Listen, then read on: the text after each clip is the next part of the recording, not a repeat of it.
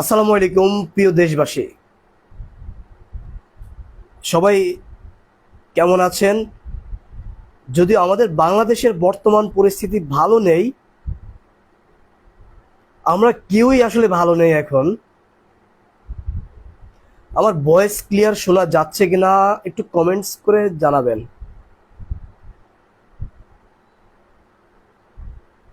আমার ভয়েস কি ক্লিয়ার শোনা যাচ্ছে? প্লিজ একটু কমেন্টস করে জানাবেন সবাই।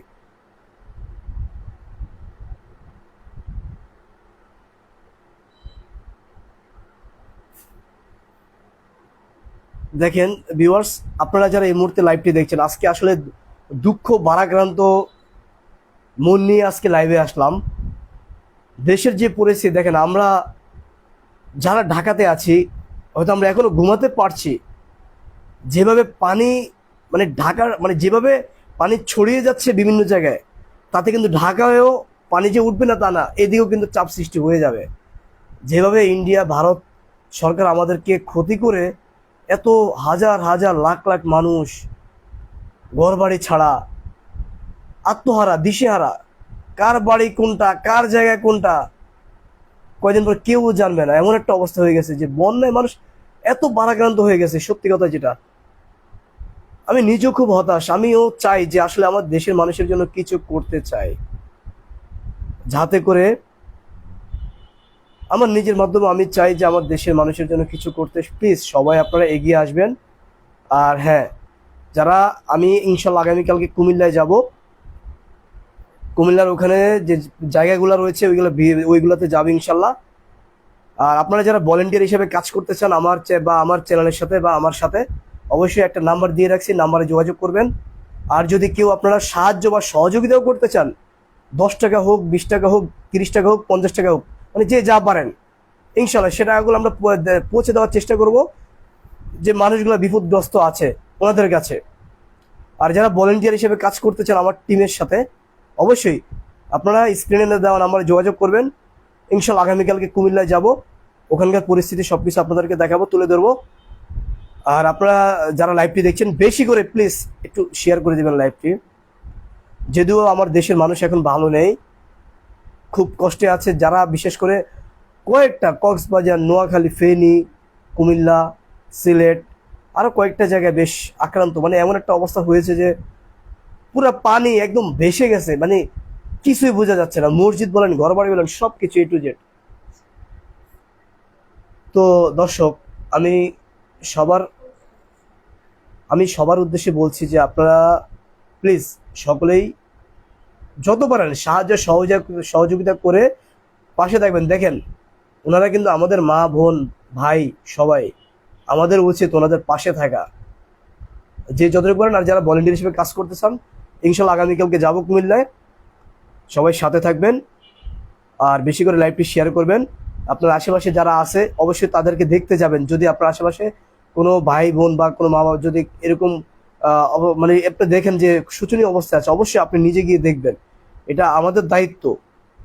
একজন মুসলমান ভাইয়ের বিপদে একজন মুসলমান ভাই যাওয়া, এটা কিন্তু ইসলামে একটা দায়িত্ব, কর্তব্য, অবশ্যই আমাদের যেতে হবে। দেশের এমন একটা পরিস্থিতি যেটা 30 থেকে 40 বছরেও কিন্তু এরকম সিচুয়েশন হয় নাই, কিন্তু শেখ হাসিনা ওই দেশে যাওয়ার পরেই সব পরিকল্পিত এগুলো। আমি কি সবাই জেনে গেছে অলরেডি, এগুলো হচ্ছে সবই পরিকল্পিত এগুলা। এদিকে ইলিশ মাছ বন্ধ ইন্ডিয়াতে, মানে সবকিছুই ওনারা পরিকল্পিতভাবে আমাদের দেশে ক্ষতি করার চেষ্টা করেছে। ইনশাল্লাহ সমস্যা নেই, আল্লাহ ভরসা, আল্লাহর উপরে ভরসা রাখবেন, কিছুই হবে না। আমরা ক্ষতিগ্রস্তদের যতটুকু পারি ইনশাল্লাহ সহযোগিতা করার চেষ্টা করব। তো লাইভটি আর দীর্ঘ করবো না, সবাই একটু লাইভটি শেয়ার করবেন। ইনশাল্লাহ আগামীকালকে যাব কুমিল্লাতে, সবাই যতটুকু পারেন সাহায্য করবেন, সহযোগিতা করবেন। 10 টাকা, 20 টাকা, যাই পারেন, এটা আমার বিকাশ নাম্বার। যতটুকু পারেন ইনশাল্লাহ আগামীকালকে যাব। আর যারা আমার টিমের সাথে কাজ করতেছেন, অবশ্যই আপনারা স্ক্রিনে দেওয়া নাম্বারে যোগাযোগ করবেন দর্শক। আরও ইনশাল্লাহ কালকে পরশুদিন এবং তৃতীয় দিন, মানে 3 দিনে যাওয়া আসার মধ্যে থাকবে ইনশাল্লাহ। আপনারা সবাই পাশে থাকবেন। আর সবাই আমার চ্যানেলটি যারা এখনো ফলো করেননি, অবশ্যই ফলো দিবেন। দেশের মধ্যে আসলে যেভাবে আমরা শান্তি চাচ্ছিলাম, কিন্তু ভারত সরকার আমাদেরকে যেভাবে ক্ষতিগ্রস্ত করার চেষ্টা করতেছে, পুরো একবারে এলাকা তলিয়ে দিয়েছে, এটা আসলে খুবই ভয়াবহ। দেখেন, আলু, পেঁয়াজ, এই যে ছাগল, গরু, হাঁস, মুরগি সব কিছুই তো শেষ।